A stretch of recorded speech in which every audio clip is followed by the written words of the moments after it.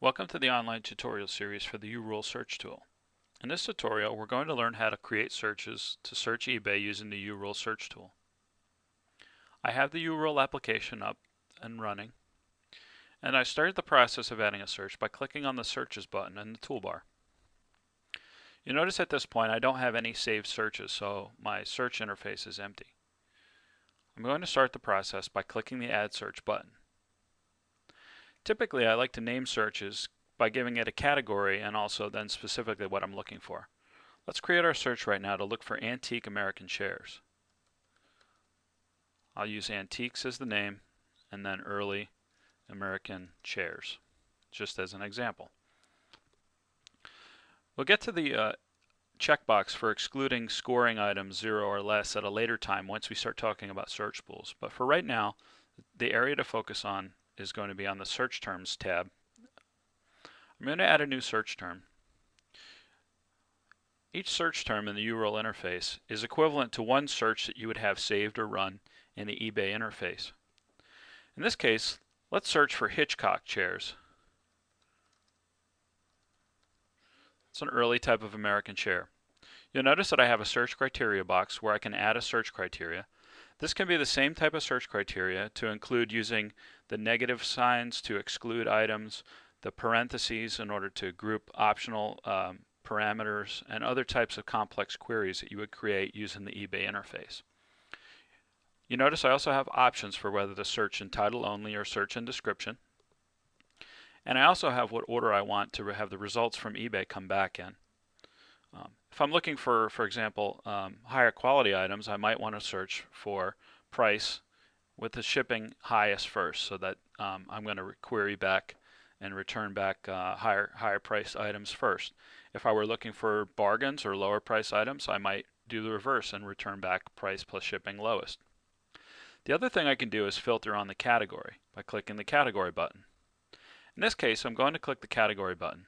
It'll take a few seconds for the interface to load because the URL tool will go and contact eBay and make sure that all the categories that I have to select from are up to date and current.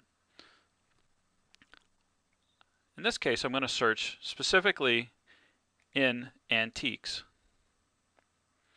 If I wanted to get even more narrow, I can also do just in antique furniture. But in this case, if I click antiques, it's going to also include all the other categories below it. We won't see the checkboxes go on. You'll notice if I switch, because I'm only able to start with one category or filter on search in one category. But in this case, if I select a higher level category, all the ones below it will also be searched. Now that I've created my search, I'm going to click OK. You notice that it tells me that in my search interface here, I have a search named Antiques Early American Chairs. I'm going to be sorting by the score descending. Now this is the internal sort for the way I have my results viewed in the URL tool. And I happen to have one term, and its title is given just from the search string that I used. We'll see in a few minutes how we can add other terms and that allow us to search multiple eBay searches within one URL search. But for now, let's run our search and see what happens. I'll click OK, and now I'll go to the drop-down. My search now appears in the list, and I'll come up in sorted order alphabetically. I'll select my search. Once I have a search selected, you'll notice that the search button goes live, and also the edit button goes live. If I want to go back and edit just this particular selected search, I can click the edit button and go back to my search interface. When I click the search button, we'll see our search begin to run. It tells me it's now running term 1 of 1. It happens to be finished. It tells me how many pages of results eBay found, how many were loaded, and how many items were retrieved. You'll notice that the search comes up in a tab. It shows me a checkbox when it's complete. It will show me the term that it ran, and it'll show me how many items were found. You can see right now it's saying I'm viewing 1 of 5 items, or 1 to 5 of 96 items. It tells me what order I have my results sorted. Let's sort here based on price descending. You notice I'll click this and reorder. This shows me my eBay items. I can search on any of the, I can order my results on any of these columns that are sortable. Now let's go back and close our search results and add yet another search to the interface. I'll edit my search and add another term. Let's say at this point we also want to search for anything with the words Windsor chair or ladderback chair.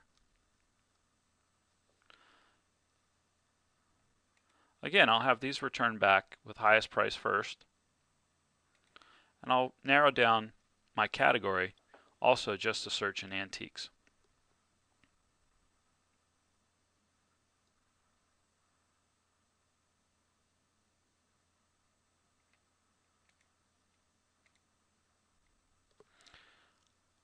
I'll click OK, and now run my search. You'll notice now that it says running terms 1 of 2 and then 2 of 2. When URL runs multiple terms, if it happens to find the same item, it will only add it once to the list of results, so any duplicates will automatically be excluded. Now what I'm looking at is a combination of results from both of these searches in one interface. I can scroll down through my list, and I can use the filter interface here to search and filter out only the results from one of these searches.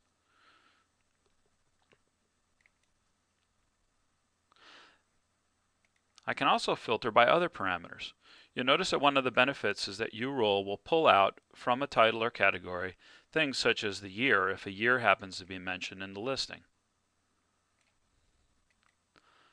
Now there are different ways I can do my filtering. I could filter by year, in which case this will show me anything that extracted from certain year dates if it was able to determine it. Again, this is not precise. It's an automatic extraction, so sometimes it may get things wrong, but generally it's pretty useful. So for example, this narrowed down items that were from the 1800s, 1820 to 1840. I can filter by the number of bids. In this case, there are 2 items that have 2 bids, and I can filter those out. I can filter by the price, and this shows me, based on each price category, which items belong to that price range. I can filter by category. You'll notice that this shows me items that appear in more than one or more categories. You notice all of these are in antiques, but they may also be in additional categories, so they do also show up if they're a multi-category item. But you'll notice right now I can drill down, and I can also filter on things that are in specific categories. For example, this is under antique furniture and chairs. And this shows me the results of items that are only in that category. I can filter by the end time. This right now shows me all end times.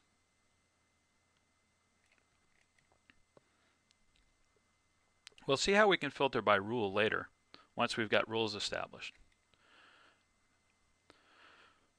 So at this point, this concludes our tutorial on how to set up a search within URule. There's a lot of powerful functions setting up a search.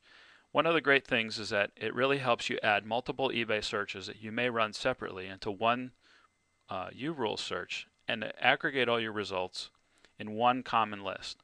You can add as many of these terms as you'd like, and the searches will then be run one after another until they're complete. In our next block of instruction, we're going to learn how to apply rules to these terms so that we can filter out any results that we may not want to see.